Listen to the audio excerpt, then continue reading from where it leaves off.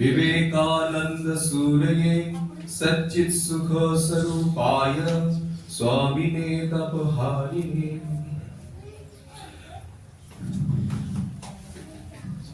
আমাদের মধ্যে মঞ্চে উপবিষ্ট রয়েছেন আমাদের স্বামী বিশ্বনাথজি মহারাজকে আমাদের বিবেক বীরের পক্ষ থেকে মহারাজকে আভূমি প্রণাম এবং স্বাগত জানাই এবং আমরা কৃতজ্ঞ মহারাজের কাছে মহারাজের এই অমূল্য সময়ের এই সম্পদের থেকে আমাদের কিছুটা অংশ আমাদেরকে দেওয়ার জন্য। উপস্থিত যুবকবৃন্দ ও আমার ভাই বোন ও মায়েরা, আপনাদের আমাদের বিবেক বীরের পক্ষ থেকে জানাই নমস্কার, সশ্রদ্ধ প্রণাম এবং স্বাগত জানাই।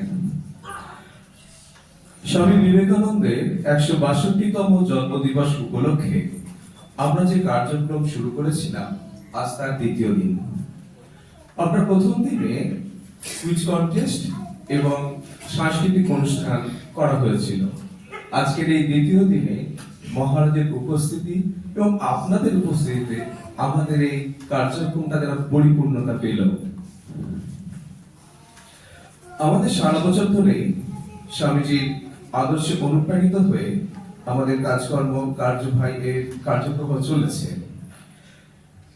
তার মধ্যে দুস্থ ছাত্রছাত্রীদের পড়ার সামগ্রী, দুর্গাপুজোর সময়ের বস্ত্র এবং শীতকালীন বস্ত্র আমরা তুলে দিতে পারছি এবং আপনাদেরই আশীর্বাদে।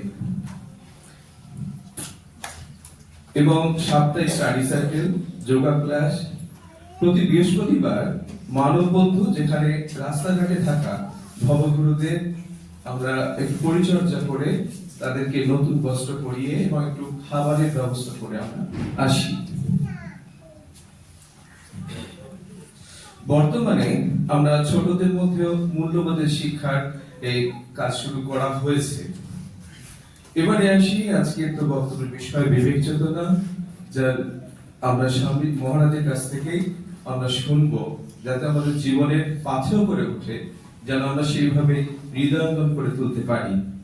আর আপনাদের সকলের কাছে আমরা ওই প্যাড দেওয়া হয়েছে, পেন দেওয়া হয়েছে, অবশ্যই যেন আপনারা মহারাজের বক্তব্যগুলো একটু নোট করবেন। আপনাদের কোনো প্রশ্ন থাকলে তার মধ্যে অবশ্যই লিখবেন। প্রশ্নের জন্য মহারাজ কিন্তু আমাদের সময় দিয়েছেন। তাই আমরা কিন্তু অপেক্ষা করবো, আপনারা অবশ্যই কিন্তু চেষ্টা করবেন না, মন দিয়ে শুনবেন এবং জীবনের প্রশ্ন যেগুলো আছে মহলের বক্তব্যের বিষয়ের মধ্য থেকে অবশ্যই আপনারা সেগুলো লিখে দেবেন। আচ্ছা, বক্তব্যের এই শেষে আমি একটু যখন মানে আমাদের একটু বর্তমান ভাইস প্রেসিডেন্ট মহারাজ স্বামী সুবিধানন্দজি মহারাজ তখন মহারাজ অ্যাসিস্ট্যান্ট জেনারেল সেক্রেটারি ছিলেন, একটি অনেকগুলো বইয়ের মধ্যে একটি বই দিয়েছিলেন, তার মধ্যে ছিল সন্ন্যাসী গীতি, যেটা আমার কাছে মনে হয় ওটাও গীতার মতন, কিন্তু বইটা অতি ছোট্ট। সেখান থেকে 2-4 লাইন একটু পড়ে আমি এই ছোট বক্তব্য শেষ করছি। ভেব না দেহের হয় কিবা গতি, থাকে কিংবা যায় অনন্ত নিয়তি, কার্য অবশেষ হয়েছে উহা, এবে ওতে পারব্ধের অধিকার। কেহ বা উহারে মালা পরাইবে, কেহ বা উহারে পদ প্রহারিবে, চিত্তের প্রশান্তি ভেব না কখনো, সদাই আনন্দে রহিবে মগ্ন। কোথা অপযশ, কোথা বা সুখ্যাতি, স্তাবক স্তাব্যে একত্ব প্রতীতি, অথবা নিন্দুক নিন্দের যেমতি, জানিও একত্ব আনন্দ অন্তরে, গাও হে সন্ন্যাসী নির্ভীক অন্তরে। ওম তৎসৎ ওম। এটা সন্ন্যাসী গীতি নয়, এটা আমাদের সকলেরই গীতি। নমস্কার। ক্ষাত্রবীর্য ব্রহ্মতেজ মূর্তি ধরিয়া এলো এবার। ক্ষাত্রবীর্য ব্রহ্মতেজ মূর্তি ধরিয়া এলো এবার। কবরে কবরে উঠিল রে ওই মাভৈ মাভৈ হুঙ্কার। কবরে কবরে উঠিল রে ওই মাভৈ মাভৈ হুঙ্কার। ক্ষাত্রবীর্য ব্রহ্মতেজ মূর্তি ধরিয়া এলো এবার।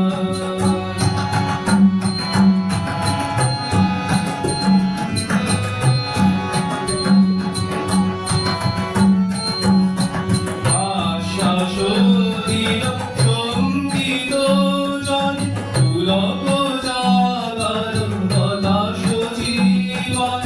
আশ্বাসদিল সঙ্গীত জন পুলক জাগরণ হতাশ জীবন।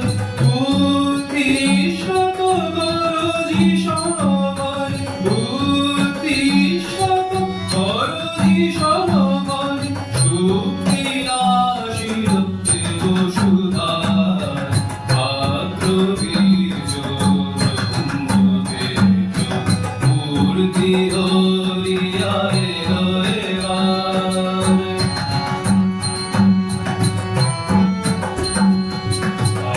অমৃতস্য পুত্র রাম রাম মৃত্যুমোদের আহিরে আর। কার ভয়ে তো ফিরে দিশে হারা, উঠে দাঁড়াইছে সপন ছার। অমৃতস্য পুত্র রাম রাম মৃত্যুমোদের আহিরে আর। কার ভয়ে তো ফিরে দিশে হারা, উঠে দাঁড়াইছে সপন ছার। সেবার বিজয় কেতন নির্ভয়ে তোর বিদরি ভবন। সেবার বিজয় কেতন নির্ভয়ে তোর বিদরি ভবন।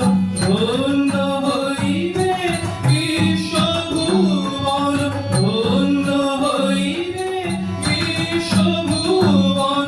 সাথে আছে সদা আশিস তার। ধন্য হইবে বিশ্বভুবন, ধন্য হইবে বিশ্বভুবন। সাথে আছে সদা আশিস তার। ক্ষাত্রবীর্য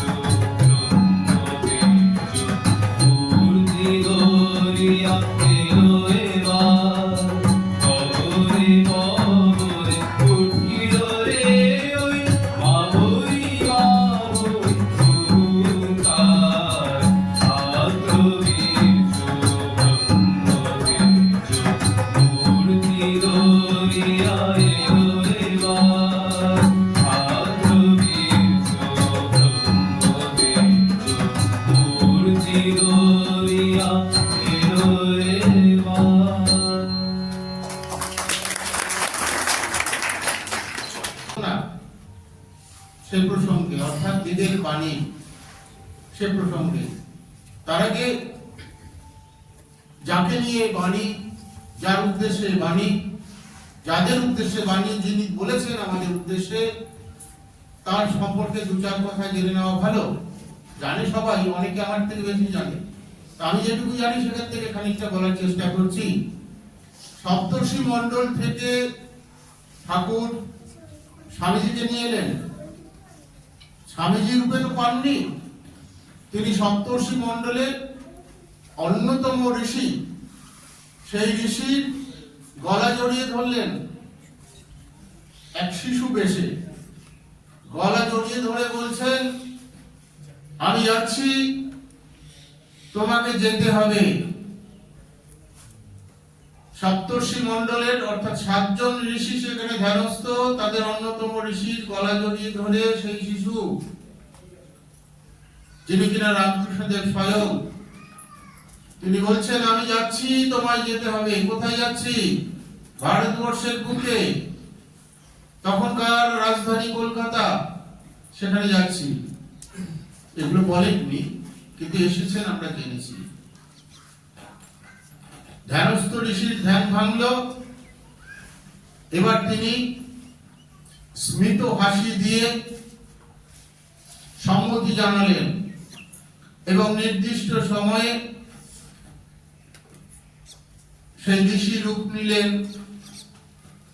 একটু আগে বলা হয়েছে, কাশীর আত্মবীরেশ্বর শিব বীরেশ্বর রূপে কলকাতার সিমলায় দত্ত পরিবারে এলেন। আমরা ঠাকুরের জীবনীকার যিনি শারদানন্দজি, আমাদের রামকৃষ্ণ মঠ মিশনের প্রথম জেনারেল সেক্রেটারি, তিনি ঠাকুরের জীবনী লিখেছেন এবং সেটা প্রকাশিত হয়েছে লীলা প্রসঙ্গ নামে। সেখানে উল্লেখ করছেন, ভগবান আসেন নরবৎ, নররূপ নিয়ে, মানে মানুষের রূপ নিয়ে আমাদের ভেতরে আসেন। এবং এই ভারতবর্ষের বুকে ভগবান নানা সময় এসেছেন, মানুষ রূপে এসেছেন। এবার এলেন রামকৃষ্ণদেব রূপে, নতুন যুগ ধর্ম স্থাপন করার উদ্দেশ্য নিয়ে। ভগবান কেন আসেন? ভগবান আসেন ভক্তকে বাঁচানোর জন্য। ভগবান কেন আসেন? মনের শান্তি আনার জন্য। ভগবান কেন আসেন? ভগবান আসেন আমাদের ভিতরে যে যত রকম দারিদ্র থাকতে পারে সেই দারিদ্র দূরীকরণ। আর ভগবান আসেন যখন যখন ধর্মের গ্লানি হয়, যখন যখন ধর্মের গ্লানি হয়। ভগবান শ্রীকৃষ্ণ অঙ্গীকারবদ্ধ হয়েছিলেন, যদা যদা যদা হি ধর্মস্য গ্লানির্ভবতি ভারত অভ্যুত্থানম অধর্মস্য তদাত্মানম সৃজাম্যহম। তিনি বললেন, যখন যখন ধর্মের গ্লানি হবে, অধর্মের উত্থান হবে, মানে অধর্ম কোন একটা দেশ ছেড়ে যাবে, তখন সেই অধর্মের বিনাশ। আর ধার্মিক যারা কিনা নিপীড়িত নির্যাতিত হচ্ছিলেন, অপমানিত হচ্ছিলেন, তাদের বাঁচানোর তাগিদে ভগবান আসবেন। এবারের ভগবান এসেছেন নতুন যুগ ধর্ম স্থাপনের উদ্দেশ্যে। সেই নতুন যুগ ধর্ম কি? সেই সময় ভারতবর্ষের অবস্থা ছিল অনেক করুণ অবস্থা। আমরা কবিতায় পড়েছি রবি ঠাকুরের, শকুন্তল মোগল পাঠান, তারপরে ইংরেজ। এরা কি করেছে? ভারতবর্ষকে লুণ্ঠন করেছে। তোমরা বিপ্লবী আন্দোলন করেছো অনেকেই, ছোট আজকালকার পরেই নামও জানে না অনেকে, একটু বড় যারা তারা করেছে। তো ভারতবর্ষ তখন ছিল পরাধীন, ইংরেজরা ছিল আমাদের রাজা। তারা ভারতবর্ষকে নানা ভাবে লুণ্ঠন করেছে, এদেশের সম্পদ বিদেশে নিয়ে গেছে, এদেশের মায়েদের উপর অত্যাচার করেছে, এদেশের ভাইদের প্রতি অত্যাচার করেছে। এই অত্যাচার থেকে মুক্ত হওয়ার জন্য একদল তরুণ তাজা দামাল ছেলে ভারতবর্ষকে মুক্ত করার জন্য বিপ্লবী আন্দোলনে নাম লেখালো। এবং এই বিপ্লবে যারা নাম লিখিয়েছে তারা অঙ্গীকারবদ্ধ ভারতবর্ষকে স্বাধীন করব, নয়তো মৃত্যু বরণ করব। এই সময় এলেন রামকৃষ্ণ দেব, এবং সেই সময় মেকালে তিনি লিখছেন যে ভারতবর্ষকে প্রায় আমরা ভারতবর্ষের তরুণ সমাজকে, শিক্ষিত সমাজকে, শিক্ষাকে আমরা এমন একটা পর্যায়ে নিয়ে চলেছি যাতে কিনা এরপর ভারতবর্ষে মাথা তুলে দাঁড়ানোর মতো কোনো তরুণ থাকবে না, এদেশে কোনো পৌত্তলিক থাকবে না। পৌত্তলিক মানে হিন্দু ধর্মে আমরা কি করি, আমরা দেবতার উদ্দেশ্যে পুজো করি, এবং সেই দেবতা কিরকম মূর্তি হতে পারে, ছবি হতে পারে, রাম, লক্ষ্মণ, সীতা, সরস্বতী, কালী, নানা রকম হতে পারে। এই রূপে আমরা দেবতাদের পুজো করি, মূর্তি বা ছবি, পট, ফটো, আমাদের শ্রদ্ধা জ্ঞাপন করি, ভক্তি জ্ঞাপন করি। তো ইংরেজরা, যারা হিন্দুরা এইগুলো করে, তাদেরকে বলে পৌত্তলিক, মানে পুতুল পুজো। এই পুতুল পুজো বা ভগবানের পুজো বা দেবদেবীর পুজো এদেশ থেকে নিশ্চিহ্ন করে দেবে, এবং সেই পটভূমি তৈরি করে ফেলেছেন। মেকলে লিখছেন, রিপোর্ট দিচ্ছেন ইংল্যান্ডে, রানী ভিক্টোরিয়া সেখানে। যে বছর যখন তিনি এটা লিখছেন, সেই বছরই ভগবান এলেন 1836, এবং নিয়ে এলেন এক এক করে। মা শারদাকে নিয়ে এলেন বেশ কিছু বছর পর, তারপরে নিয়ে এলেন নরেন্দ্রনাথ, এবং তার সাথে আরো বেশ কিছু ত্যাগী পুরুষকে নিয়ে এলেন।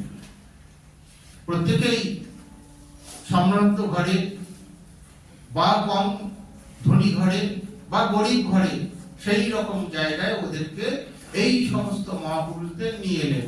এদের অন্যতম হচ্ছে নরেন্দ্রনাথ। শুরু হলো রামকৃষ্ণ আন্দোলন। দক্ষিণেশ্বরে হচ্ছে তার ল্যাবরেটরি। ল্যাবরেটরিতে যেমন টেস্ট করা হয় নানা রকম করে, ঠিক সেই রকম করে পরীক্ষা, ধর্মজগতের পরীক্ষার ল্যাবরেটরি হলো গিয়ে দক্ষিণেশ্বর। সেখানে সায়েন্টিস্ট হচ্ছেন রামকৃষ্ণ পরমহংস, যিনি কিনা ইনফ্যান্ট লেভেল পর্যন্ত পড়াশোনা করেছেন। এখনকার দিনে ইনফ্যান্ট বা খুব বেশি হলে 1 স্ট্যান্ডার্ড পর্যন্ত পড়াশোনা। তিনি হলেন অধ্যাত্ম জীবনের সায়েন্টিস্ট। কাদের নিয়ে তিনি ল্যাবরেটরিতে পরীক্ষা করছেন? তখনকার দিনের শিক্ষিত সমাজের অন্যতম যারা, তাদের নিয়ে। এবং সেই শিক্ষিত সমাজের যুবকদের, নরেন্দ্র, রাখাল ইত্যাদি, তারা যাদেরকে মান্য করতেন, তখন চলছিল ব্রাহ্ম সমাজ। সেই ব্রাহ্ম সমাজের কেশব সেন হচ্ছেন প্রধান, যিনি কিনা ইংল্যান্ডে গিয়ে রানী ভিক্টোরিয়ার নিমন্ত্রণ পেয়ে সেখানে গিয়ে ভাষণ শুনিয়ে এসেছেন। এই কেশবচন্দ্র সেন ছিলেন তখনকার দিনের তরুণদের হার্ট থ্রব। নরেন্দ্রনাথ মানতেন তাকে খুব। এই কেশবচন্দ্র সেন এবং তখনকার দিনের শিক্ষিত সমাজ এক এক করে দক্ষিণেশ্বরে আসতে লাগলো ওই রামকৃষ্ণ দেবের কাছে। শুধু তাই নয়, অনেক ইংরেজও কিন্তু রামকৃষ্ণ দেবের সান্নিধ্যে এসেছিলেন, এবং আনন্দ লাগবে এরকম কথা ভেবে নরেন্দ্রনাথের অধ্যাপক উইলিয়াম হেস্ট্রি তিনি সন্ধান দিয়েছিলেন রামকৃষ্ণ দেবের নরেন্দ্রনাথকে। কোন হিন্দু বা কোন বাঙালি কিন্তু সে সন্ধান দেননি। যেখানে ইংরেজরা রাজত্ব করছে, সেই ইংরেজদের মধ্যেই একজন অধ্যাপক, তিনি বলছেন একটা কবিতা ব্যাখ্যা করতে গিয়ে ওখানে ধ্যানের কথা, সমাধির কথা আছে। আমরা বইয়ে পড়ে ধ্যান যেটা বুঝবো এবং প্র্যাকটিক্যাল ধ্যান যারা করে, সেই রকম সমাধিবান পুরুষ তাকে যদি কেউ দেখতে পায়, দেখাতে পারা যায়, তাহলে সেটা হবে আরো প্রাঞ্জল। তাই যখন বোঝাচ্ছেন নিষ্কাশন কবিতা বোঝাতে গিয়ে সমাধির কথা যখন বলছেন, তিনি বলছেন যে এরকম সমাধিবান পুরুষ রয়েছেন দক্ষিণেশ্বরে রামকৃষ্ণ দেব, তোমরা যাও দেখে আসো। ঠিক সেই সময় নরেন্দ্রনাথ তার মনের ভেতরে চলছে একটা রেভলিউশন, একটা রেনেসাঁসের জন্য তিনি অপেক্ষা করছেন। সেই কি রেভলিউশন, বিপ্লব চলছে। কি বিপ্লব? সেটা হচ্ছে ভগবান কি আছে। আমরা ভগবান কি আছে ভেবেই ছেড়ে দিলাম, ব্যাস। ওনার তা নয়, মনের ভিতরে এসেছে যাচাই করে নেওয়ার ব্যাপারটা, সেটা ছোটবেলা থেকেই যাচাই করে নিচ্ছেন। মা বলেছেন কলা বনে হনুমান থাকে রামের ভক্ত, সেই মশার কামড় খেতে খেতে ওই বাচ্চা বিলে সন্ধ্যেবেলা কলা বনে গেছে, সত্যি সত্যি ওই হনুমান আসে কিনা, রামের ভক্ত হনুমান আসে কিনা গেছে, যাচাই করে নিয়েছেন। বাবার চেম্বারে অনেক রকম হুকো ছিল, মুসলমানদের আলাদা হুকো, হিন্দুদের আলাদা হুকো, এরকম এরকম অনেক রকম হুকো। এখন ওই হুকো এক একজনের এক এক রকম। কাজেই মুসলমানের ছোঁয়া যদি হিন্দু খায় তাহলে জাত যাবে, এরকম শুনেছেন। ছোট্ট বিলে জাত কিভাবে যায় দেখবার জন্য, যাচাই করার জন্য তিনি কিন্তু ওই চেম্বারে ঢুকে গিয়ে প্রত্যেকটা হুকো টানছেন, জাত কি করে যায় দেখে, দেখবেন।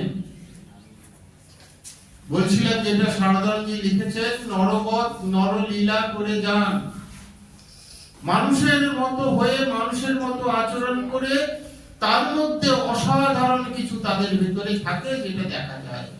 এই রকম সব হুকো মুখ দিয়ে টেনে জাত কি করে যায় সেটা যাচাই করা আজকের দিনে কোন কিশোর, শিশু, যুবক, যুবতী করবে ভাবতেই পারবে না। বিলে সেটা পরীক্ষা করে দেখেছে কি করে জাত যায়, কোথায় জাত যায়। যখন ধরা পড়ে গেলেন বাবার কাছে, বাবা জিজ্ঞেস করছেন কি করছিস রে, বলছেন জাতটা কি করে যায় দেখছি। বাবা এই বিলের এই সাহসী এবং পরীক্ষামূলক ভাবনা শ্রদ্ধার চোখে দেখলেন, দেখে কিচ্ছু বললেন না, শুধু একটি মন্তব্য করলেন, দুষ্টু ছেলে। এরকম দুষ্টু ছেলে যেন প্রত্যেকটা মায়ের কোলে আসে, প্রত্যেকটা মায়ের কোলে যেন এরকম দুষ্টু ছেলে আসে। ঠাকুর সেই ল্যাবরেটরিতে নিয়ে এসেছেন তখনকার তরুণ তাজা দামাল ছেলেদের। এদিকে বিপ্লবী আন্দোলন চলছে। এই বিপ্লবী আন্দোলন যাতে আরো প্রসার লাভ করে, সঠিক পথে চালিত করার জন্য তিনি নিয়ে এলেন নরেন্দ্রনাথকে। ওরা ছিল সশস্ত্র বিপ্লবী, ওদের বাধ্যতামূলক পাঠ ছিল স্বামী বিবেকানন্দের কর্মযোগ এবং ভগবান শ্রীকৃষ্ণের গীতা, অবশ্য পাঠ্য ছিল। এবং আশ্চর্য বিষয়, ওরা প্রত্যেকেই স্বীকার করেছে বিপ্লবী আন্দোলন এত বেশি জাগ্রত হয়েছে একমাত্র স্বামী বিবেকানন্দের দ্বারা। এবং এই স্বামী বিবেকানন্দ তৈরি হয়েছিলেন রামকৃষ্ণ পরমহংসের হাতে। প্রীতিলতা ওয়াদ্দেদার তিনি ভারতীয় বিপ্লবী আন্দোলনের মহিলাদের মধ্যে, মেয়েদের মধ্যে প্রথম শহীদ। তার জামার কলারে একটা মনোগ্রাম থাকতো সব সময়, সেই মনোগ্রামটা আর কেউ নয়, সেই মনোগ্রাম হচ্ছে স্বামী বিবেকানন্দ। তখনকার দিনে বিবেকানন্দের প্রভাব এত বেশি বিপ্লবীদের মধ্যে ছিল যে স্বামী বিবেকানন্দের 1902 খ্রিস্টাব্দে শরীর যাবার পরেও বিবেকানন্দ নামে আগুন চতুর্দিকে ছড়িয়েছে। আজও যারা বিবেকানন্দকে পড়েছেন তাদের ভেতরে সেই আগুনটা রয়েছে। সেই সময় একজন ইংরেজ সাহেব বলছেন, কে এই বিবেকানন্দ, কে এই বিবেকানন্দ, কার এত প্রভাব, ওকে ফাঁসিতে লটকাইয়া দাও, ওকে ধরে ফাঁসিতে লটকাইয়া দাও। বিবেকানন্দ তখন কিন্তু আমাদের পৃথিবীতে নেই। তারপরের কথা এটা মা সারদা বলছেন, একের পর এক তরুণ তাজা শিক্ষিত যুবককে যখন নানা অছিলায় ইংরেজরা ধরে নিয়ে গিয়ে কয়েদ করছে, মারছে, ফাঁসি দিচ্ছে, মা সারদা বলছেন, আজ যদি আমার নরেন বেঁচে থাকতো তাহলে ইংরেজ সরকার তাকে ধরে নিয়ে যেত, এই হলো বিবেকানন্দ। আর বিবেকানন্দের স্রষ্টাকে, তাহলে তিনি কি রকম সেটা বুঝুন। আমরা একটু বোঝার চেষ্টা করি। আলিপুর বোমা মামলায় ধরা পড়েছে অরবিন্দ ঘোষ এবং তার ভাই বারিন ঘোষ এবং আরো অনেকে। অরবিন্দ ঘোষ বিলেত ফেরত উকিল, তো তিনি থাকতেন অতি সাদাসিধে জীবনযাপন, খুব একটা লম্বা চওড়া নয়, ছোটখাটো চেহারা। এই অরবিন্দ ঘোষকে যখন ধরে সার্চ করা হচ্ছে, তার ঘর তন্ন তন্ন করে খোঁজা হচ্ছে, কিচ্ছু খুঁজে পাওয়া গেল না। পাওয়া গেল একটা কৌটো। সেই কৌটো খুলে দেখা গেল খানিকটা মাটি।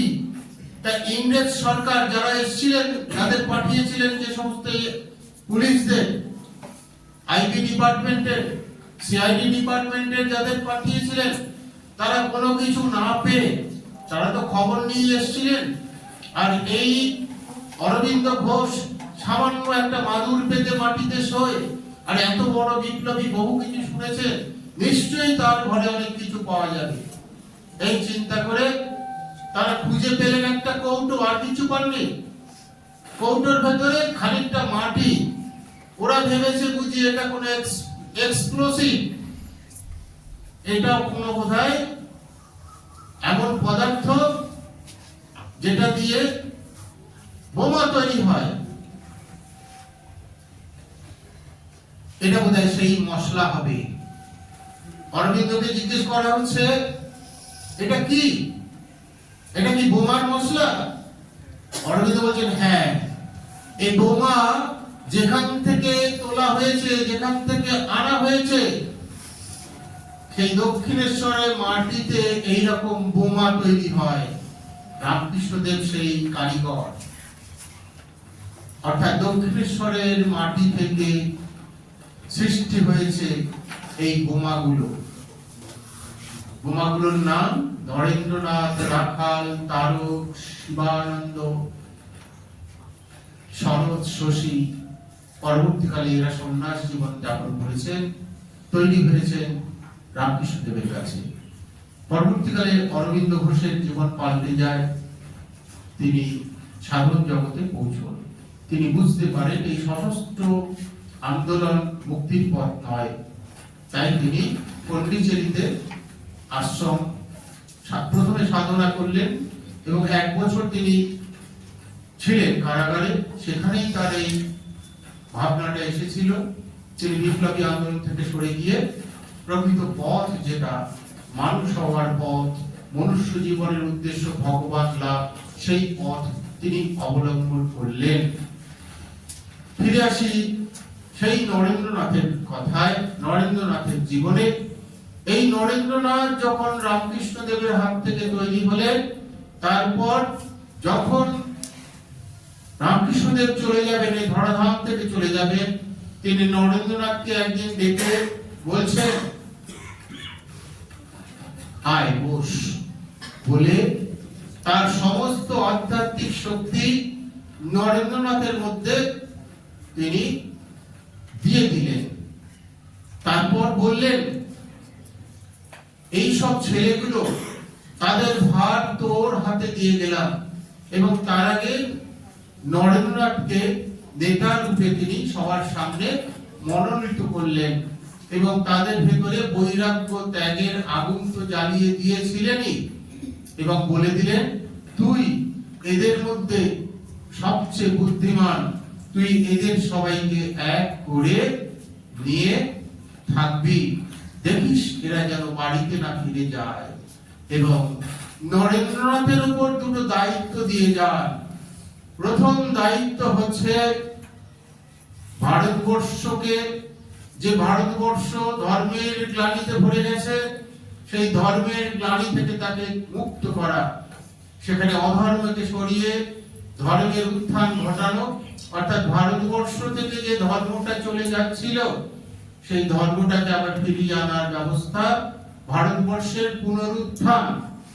আর ভারতবর্ষ দরিদ্র, ভারতবর্ষ আরো দরিদ্র হয়েছে, এই ভারতবাসী দারিদ্র দূরীকরণের বন্দোবস্ত করার দায়িত্ব দিয়ে গেলেন নরেন্দ্রনাথকে।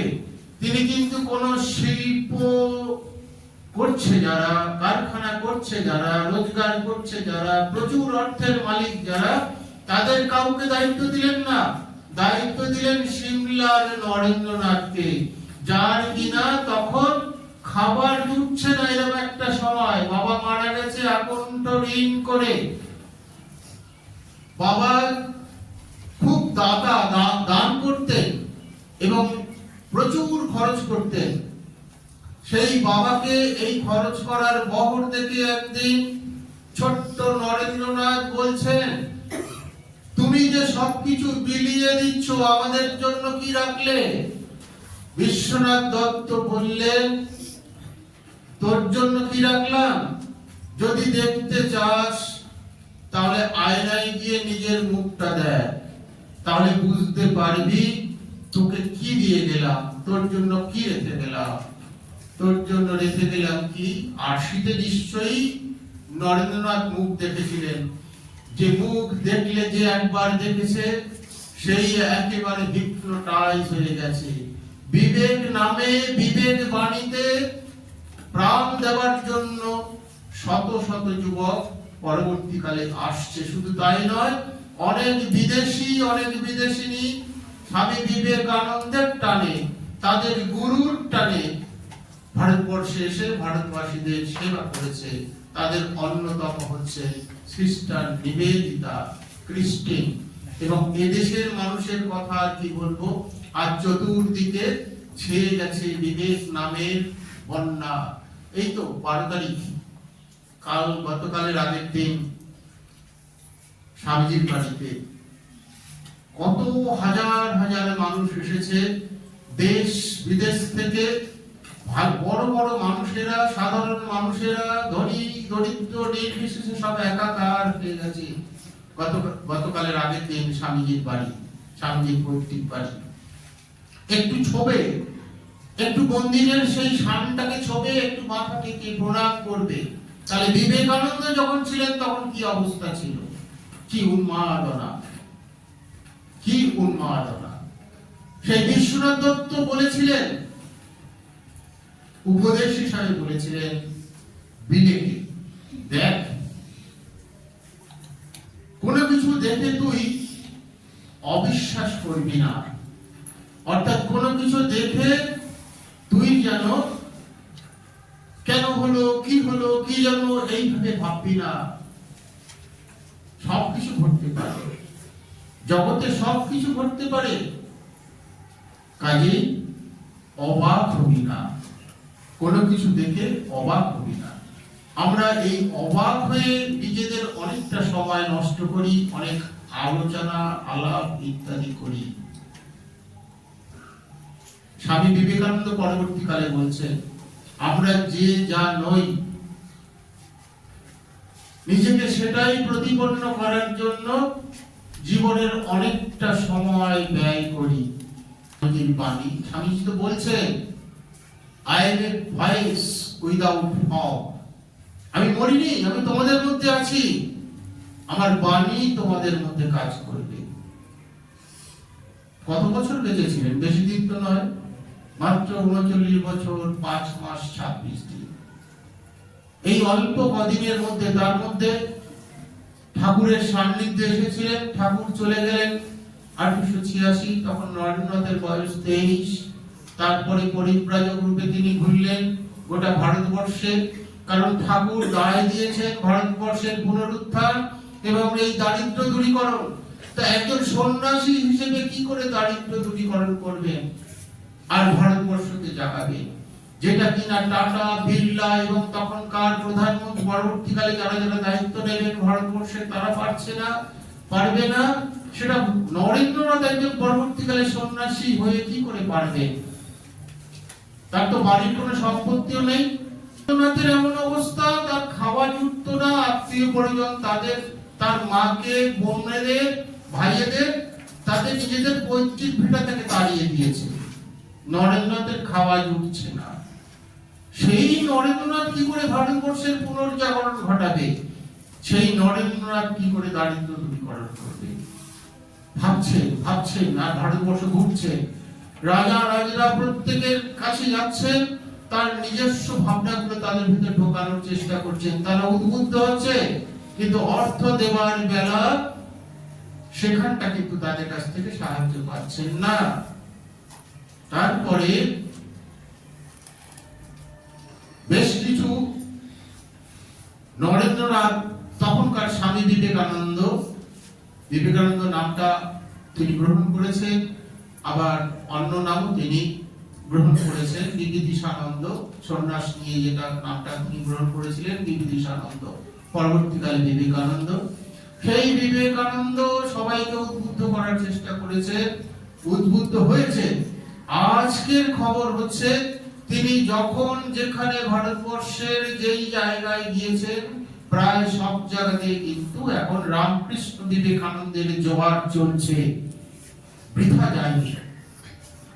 তারপর বেশ কিছু মাত্রাগের শিক্ষিত যুবক, ক্ষেত্রী রাজা এবং আরো অনেকে স্থির করলেন স্বামী বিবেকানন্দের যাওয়া উচিত বিদেশে। কোথায়? ওয়ার্ল্ড পার্লামেন্ট অফ রিলিজিয়ানে, যেখানে কিনা খ্রিস্টান ধর্ম প্রধান, এটা প্রতিপন্ন করার আপ্রাণ চেষ্টা চলছে। সেইখানে বিবেকানন্দ গেলেন এবং এক প্রকার বিনা নিমন্ত্রণে, বিনা পরিচয়ে তিনি ওখানে যাচ্ছিলেন। পরবর্তীকালে প্রফেসর জন রায়, যিনি কিনা বিদগ্ধ একজন অধ্যাপক এবং শিক্ষার জগতে তার অসাধারণ অবদান, এবং অনেকেই তাকে চেনে, এবং ওই ওয়ার্ল্ড পার্লামেন্ট অফ রিলিজিয়নের যারা কিনা উদ্যোক্তা এবং প্রধান, তারা সম্মানের দৃষ্টিতে দেখেন প্রফেসর জন রাইটকে। এই জন রাইটের সাথে যখন স্বামীজির যোগাযোগ হলো, তখন স্বামীজির জ্ঞান দেখে, জ্ঞানের পরিধি, জ্ঞানের গভীরতা ইত্যাদি দেখে প্রফেসর জন রাইট লিখলেন পরিচয় পত্র। কি লিখলেন? এখানে যারা ছাত্রছাত্রী অনেকেই জানে, স্বামী বিবেকানন্দকে যারা পড়েছে তারা অনেকেই জানে। তিনি পরিচয় পত্রে লিখছেন ওদের উদ্দেশ্য করে, যারা কিনা প্রধান স্থান নিয়ে আছে, অর্থাৎ এই যে অনুষ্ঠানটি হবে সেখানে প্রধান উদ্যোক্তা, কর্মকর্তা। লিখছেন ইনি এমন একজন মানুষ, এনার জ্ঞানের পরিধি এত বেশি, আমাদের সমগ্র আমেরিকার সমস্ত বিদ্বজ্জন জ্ঞানী মণ্ডল, সেই সমস্ত জ্ঞানী মণ্ডলীর জ্ঞানের সাম টোটাল করলে, যোগ করলে যতটা হবে, এনার জ্ঞান আরো বেশি। আর স্বামীজিকে বললেন যে আপনাকে আপনার জ্ঞানের প্রকাশ করার জন্য কি অধিকার আছে, এইটা জিজ্ঞেস করা। আর সূর্যের জ্ঞান দেবার কি সূর্যের আলো দেবার কি অধিকার আছে, সেটা জিজ্ঞেস করা একই হবে। অর্থাৎ সূর্যের আলো দেবার অধিকার, এটা যেমন জিজ্ঞাসা করা যাবে না, উচিত হবে না। সূর্য নিজেই তো স্বয়ং প্রকাশিত, সূর্য নিজেই তো উঠলে আলো হবে, তেমনি আপনি মঞ্চে দাঁড়ালেই আপনার জ্ঞান চতুর্দিকে ছড়িয়ে পড়বে। সেদিন অনিমন্ত্রিত একজন যুবক সন্ন্যাসী, অপরিচিত একজন যুবক সন্ন্যাসী, এবং তখনকার দিনে যারা যারা ওই মঞ্চে উপবিষ্ট হয়েছিলেন, ভাষণ দিয়েছিলেন, আজকে কিন্তু কারো নাম আমরা শুনতে পাই না, মানে সবাই জানে না। দুই একজনের নাম যারা এই ভাবধারার সাথে ওতপ্রোতভাবে জড়িত, তারা হয়তো দুই একজনের নাম বলতে পারবেন, কিন্তু বিবেকানন্দের নাম কিন্তু গোটা বিশ্ব জুড়ে আজ সবাই জানে। এবং ওই হলটায় যেখানে এই ঐতিহাসিক অনুষ্ঠানটা ঘটেছিল, সেই হলটা আজ নেই, এবং রয়েছে কি সেই পুরো হলটা, তার শুধু মঞ্চটা রয়েছে, সেই সুবিশাল মঞ্চ, সেই মঞ্চটা ঘিরে একটা ঘর রাখা আছে স্বামী বিবেকানন্দের স্মৃতিতে, এবং সেখানে দেওয়ালে স্বামী বিবেকানন্দের নামটা লেখা আছে, আর কারো নাম নেই। এবং যে রাস্তাটা ওই হলের পাশ দিয়ে গেছে সেই রাস্তাটার নাম বিবেকানন্দ ওয়ে। এই হলেন বিবেকানন্দ। এই বিবেকানন্দজির 162তম আবির্ভাব তিথি ফেব্রুয়ারি মাসের 2 তারিখে, এবং তিনি যেদিন এই পৃথিবীতে এসেছিলেন সেই 12ই জানুয়ারি 1863, সেই দিনটাকে রাষ্ট্রসংঘ জাতীয় যুব দিবস হিসেবে গণ্য করেছে 1885-তে। 1985-তে, সেই 1985 থেকে এই যুব দিবস আমরা পালন করে চলেছি। আমাদের যুবকদের, যুব মানুষদের বয়সটা বেশি হোক না কেন, যারা মনের দিক দিয়ে যুবক তাদের জন্য এই যুব দিবস, এবং যুবতী তাদের জন্য এই যুব দিবস। অর্থাৎ আমরা এই দিনটায় ব্রত করব, এই দিনটায় আমরা প্রতিজ্ঞাবদ্ধ হব, স্বামীজির মন্ত্র মোরা ভুলব না, স্বামীজি যা যা বলে গেছেন সেগুলো ভুলব না। আমরা দুটো একটা বাণী নিয়ে কাজ করব। স্বামীজি ত্যাগের কথা বলেছেন, স্বামীজি সেবার কথা বলেছেন। স্বামীজি বলেছেন ভারতবর্ষের মূল মন্ত্র হচ্ছে ত্যাগ ও সেবা। আমরা যে সেবা কর্মগুলো করি, একবার স্বামীজি বলছেন তার এক শিষ্য স্থানীয়কে, তুমি কি ভগবানকে দেখতে চাও? সবাই চায়, সংক্ষেপে সহজে যদি ভগবানকে পাওয়া যায় মন্দ কি? হ্যাঁ চাই। তাহলে দরিদ্রের কুটিরে যাও। ভগবান লাভ করতে চাও কি? হ্যাঁ চাই। তাহলে ওই দরিদ্রদের সেবা করো। দরিদ্র মানে অর্থের দিক দিয়ে দরিদ্র, শিক্ষার দিক দিয়ে দরিদ্র, ব্যবহারের দিক দিয়ে দরিদ্র, জ্ঞানের দিক দিয়ে দরিদ্র, চিকিৎসার দিক দিয়ে দরিদ্র। অনেক রকম দারিদ্র আছে ভারতবর্ষে, এখনো আছে। অনেকের অর্থ আছে কিন্তু দেখভাল করার নেই কেউ, চিকিৎসা করবে ডাক্তারের কাছে নিয়ে যাওয়ার কেউ নেই। অনেকের প্রচুর অর্থ আছে কিন্তু শিক্ষা নেই, ব্যবহার নেই। যখন যেখানে অভাব দেখবে সেখানে সেবার ভাব নিয়ে আসবে, তাহলে ভগবান লাভ করা যাবে। আর সেবার মধ্যে দিয়েই ভগবান কিন্তু ভক্তের পুজোটা গ্রহণ করেন। আর এই সেবা করতে গেলে সেবার আগে আনতে হবে ত্যাগ। ত্যাগ যদি আত্মা হয়, আমাদের প্রত্যেকের শরীরে আত্মা বিরাজ করছেন, যার নাম ভগবান, যার নাম ঈশ্বর, যার নাম কালী, যার নাম রামকৃষ্ণদেব। যে যেভাবে ভাবে তিনি বিরাজ করছেন এখানে মন্দিরে, তার প্রতিকৃতি এবং তার আয়না যেমন সূর্যের আলোর সবচেয়ে বেশি রিফ্লেক্ট করে, রিফ্লেক্টর, তেমনি সেই ভগবানের প্রকাশ মানুষের ভেতরে। এই মানুষকে সেবার মাধ্যমে ভগবানের কাছে পৌঁছানো যায়। তো গেলে আমার বিবেক জাগ্রত করতে হবে।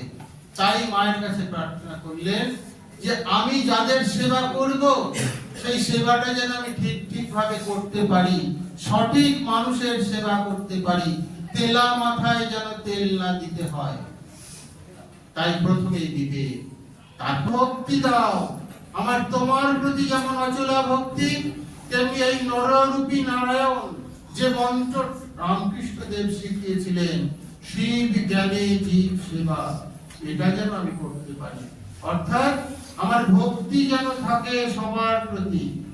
তাই তিনি রামকৃষ্ণ মিশন প্রতিষ্ঠা করলেন এবং এই রামকৃষ্ণ মিশনের মনোগ্রাম তিনি করলেন। মানে এক দর্শনে বোঝা যাবে রামকৃষ্ণ মিশন কি। সেটা ওই যে ছোট্ট একটা সিম্বল মনোগ্রাম, তার মধ্যে রয়েছে ভক্তি, জ্ঞান, যোগ আর ধ্যান।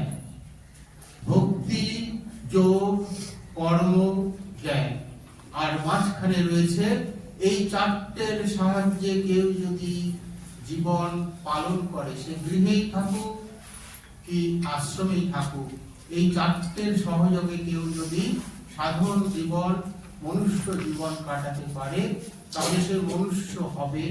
আর মনুষ্য যদি সত্যি সত্যি হয়, মনুষ্য মানে মাথা, দুটো হাত, শরীর, পা, এটা নয়, মান আর হুঁশ থাকবে, তার আত্মশ্রদ্ধা থাকবে, নিজের প্রতি শ্রদ্ধা থাকবে, নিজের প্রতি বিশ্বাস থাকবে। হ্যাঁ, আমি এটা পারি, আমি পারি, অন্যরাও পারে, আমি পারি আর কেউ পারে না, এটা হচ্ছে অহংকার।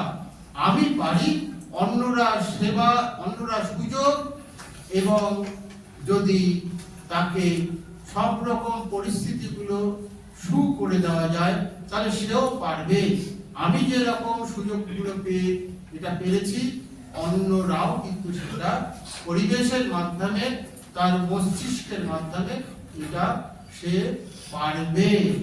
তাই মানুষ হতে গেলে আমাদের আত্মবিশ্বাস সম্পন্ন হতে হবে, এগুলো শান্তি বলছে। শ্রদ্ধা সম্পন্ন হতে হবে, শ্রদ্ধা মানে নিজের প্রতি শ্রদ্ধা, বড়দের প্রতি শ্রদ্ধা এবং শাস্ত্রের প্রতি শ্রদ্ধা। তোমাদের সব শাস্ত্র পড়তে হবে না, তোমাদের বাবা মায়েরা, প্রকৃত শিক্ষকেরা এবং যারা রামায়ণ মহাভারতের কাহিনী পড়েছো, কেউ আরেকটু এগিয়ে উপনিষদের গল্প পড়েছো, সেখানে যেগুলো উপদেশ হিসেবে দেওয়া হচ্ছে তার প্রতি শ্রদ্ধা জীবনে প্রয়োগ করা।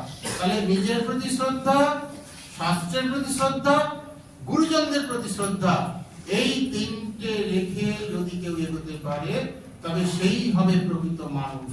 সেই মানুষ চাইছেন স্বামী বিবেকানন্দ। স্বামীজির মন্ত্র মোরা ভুলব না, স্বামীজির মন্ত্র মোরা ভুলব না, স্বামীজির স্বপ্ন মোরা ভুলব না, স্বামীজির স্বপ্ন মোরা ভুলব না। ভারত ভূমি পুণ্যভূমি ভুলব না, ত্যাগ সেবা মন্ত্র মোদের ভুলব না। ভারত ভূমি পুণ্যভূমি ভুলব না, ত্যাগ সেবা মন্ত্র মোদের ভুলব না। বাঁচব প্রভু নিজের ঘরে বাঁচব না, ভালোবাসা মন্ত্র মোদের ভুলব না। বাঁচব প্রভু নিজের ঘরে বাঁচব না, ভালোবাসা মন্ত্র মোদের ভুলব না। স্বামীজির স্বপ্ন মোরা ভুলব না, স্বামীজির মন্ত্র মোরা ভুলব না।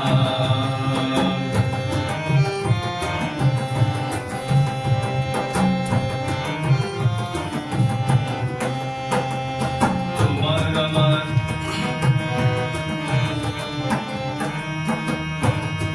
তোমার আমার সবার দেশ ভুলব না, ভুলব না।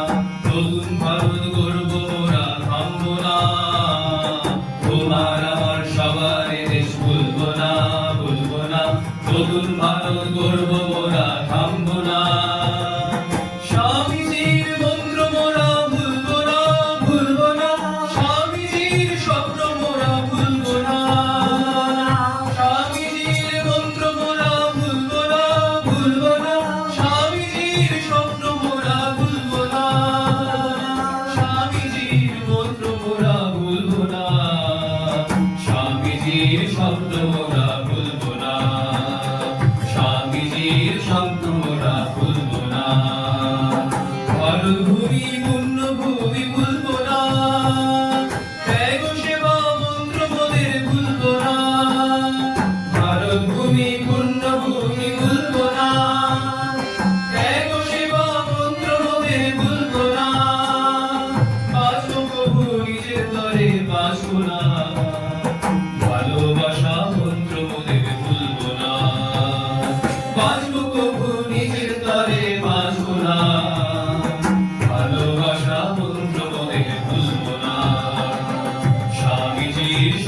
মোরা ভুলবো না, স্বামীজির মন্ত্র মোরা ভুলবো না।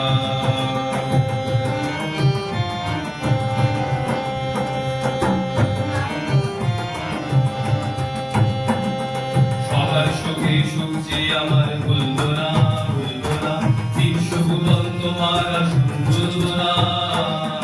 সবার সুখে সুখ যে আমার ভুলবো না, ভুলবো না, বিশ্বভুবন আমার আসন ভুলবো না। স্বামীজির মন্ত্র মোরা ভুলবো না, ভুলবো না, স্বামীজির স্বপ্ন মোরা ভুলবো না। স্বামীজির মন্ত্র মোরা ভুলবো না, ভুলবো না, স্বামীজির মন্ত্র মোরা ভুলবো না। বাঁচবো প্রভু নিজের তরে বাঁচবো না, ভালোবাসা মন্ত্র মোদের ভুলবো না। বাঁচবো প্রভু নিজের তরে বাঁচবো না, ভালোবাসা মন্ত্র মোদের ভুলবো না। স্বামীজির স্বপ্ন মোরা ভুলবো না, স্বামীজির স্বপ্ন মোরা ভুলবো না। ভারত ভূমি পুণ্যভূমি ভুলবো না, ত্যাগ সেবা মন্ত্র মোদের ভুলবো না। ভারত ভূমি পুণ্যভূমি ভুলবো না, ত্যাগ সেবা মন্ত্র মোদের ভুলবো না। বাঁচবো প্রভু নিজের তরে বাঁচবো না, ভালোবাসা মন্ত্র মোদের ভুলবো না। বাঁচবো প্রভু নিজের তরে বাঁচবো না, ভালোবাসা মন্ত্র মোদের ভুলবো না। স্বামীজির মন্ত্র মোরা ভুলবো না, স্বামীজির স্বপ্ন মোরা ভুলবো না। স্বামীজির মন্ত্র মোরা ভুলবো না, স্বামীজির স্বপ্ন মোরা ভুলবো না। স্বামীজির মন্ত্র মোরা ভুলবো না, স্বামীজির স্বপ্ন মোরা ভুলবো না।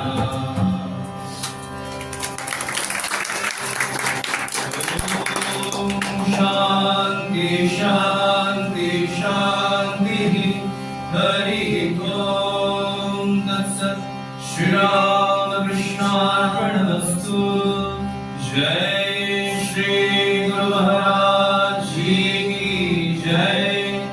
जय महामाई की जय। जय स्वामी जी महाराज जी